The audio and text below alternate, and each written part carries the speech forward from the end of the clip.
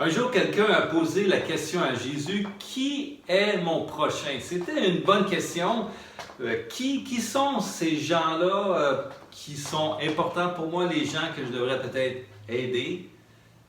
Qui est mon prochain? Et puis Jésus a répondu avec une histoire et puis avec ce qui est dans mon sac ici, je vais répondre à la question un peu dans les mêmes lignes que Jésus a fait.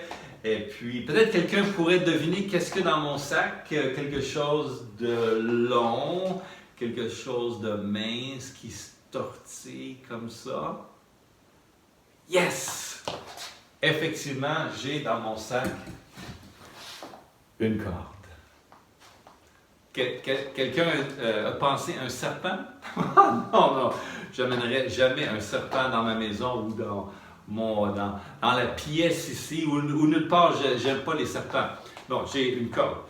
Et puis Jésus donc a répondu avec une histoire, et puis je vais également avoir besoin pour mon histoire, les ciseaux que j'ai amenés avec moi dans l'avion du Canada. Donc, Jésus a répondu avec cette histoire-là. Il a parlé d'un homme qui voyageait de Jérusalem jusqu'à Jéricho. Et puis, au début, tout allait bien. Il voyageait, faisait son petit chemin comme ça. Puis tout à coup, il y a différents hommes qui ont commencé à voyager avec lui. Mais ces hommes-là, ils ne voulaient pas juste avoir une bonne discussion avec lui, mais ils ont commencé à le battre.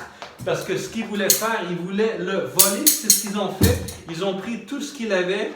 Et puis finalement, ils l'ont laissé sur le bord du chemin à demi-mort. Cet homme-là était dans une très grande souffrance, tout seul, abandonné.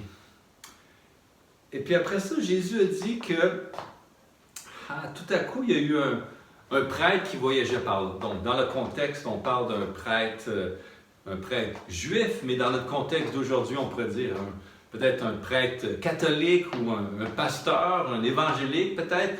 Enfin, une personne religieuse, un responsable religieux, quelqu'un de qui on s'attendrait qu'il fasse quelque chose. Hein? Mais quand le prêtre a vu cet homme-là qui souffrait comme ça le long du chemin, ben, il a tout simplement il a continué son chemin, il a regardé ailleurs, et puis il est parti. Maintenant, si je vous pose la question, si on est conscient qu'une personne vit une certaine souffrance ou a un besoin, et puis nous, on va juste les éviter et on va regarder ailleurs. Est-ce que leur souffrance va comme disparaître? Hein? Non, ben non. Si on regarde ailleurs, si on ignore la souffrance des gens, la souffrance va rester là, la souffrance ne disparaît pas parce qu'on regarde ailleurs. Et puis après ça, Jésus a continué l'histoire en disant que tout à coup, il y a eu un lévite, donc une autre personne qui travaillait dans le temple, qui lui aussi passait par là. Puis quand le lévite est passé à côté de l'homme qui gisait comme ça à terre, mais lui aussi, pour différentes raisons, peut-être qu'il était occupé ou peut-être qu'il était très propre, et puis d'aider un homme plein de sang, c'est comme... Ça lui tentait pas, on ne sait pas, mais ce qu'il a fait, c'est qu'il est allé de l'autre côté du chemin, et puis il a continué, puis il a ignoré cet homme-là qui souffrait comme ça le long du chemin. Puis justement, il y a un troisième homme qui passait par là. La Bible nous dit que c'était un Samaritain. Un Samaritain, dans le contexte des Juifs, on pourrait dire que c'était comme une personne de deuxième classe aux yeux des Juifs. Maintenant, une personne de deuxième classe, ça n'existe pas, mais oui, comme aujourd'hui encore, le racisme, ça existait, mais Jésus a choisi un Samaritain pour en faire le héros de l'histoire. Puis vous savez, ce qui était très différent avec ce Samaritain-là, c'est que quand il a vu l'homme qui souffrait, bien, il a eu de la compassion dans son cœur.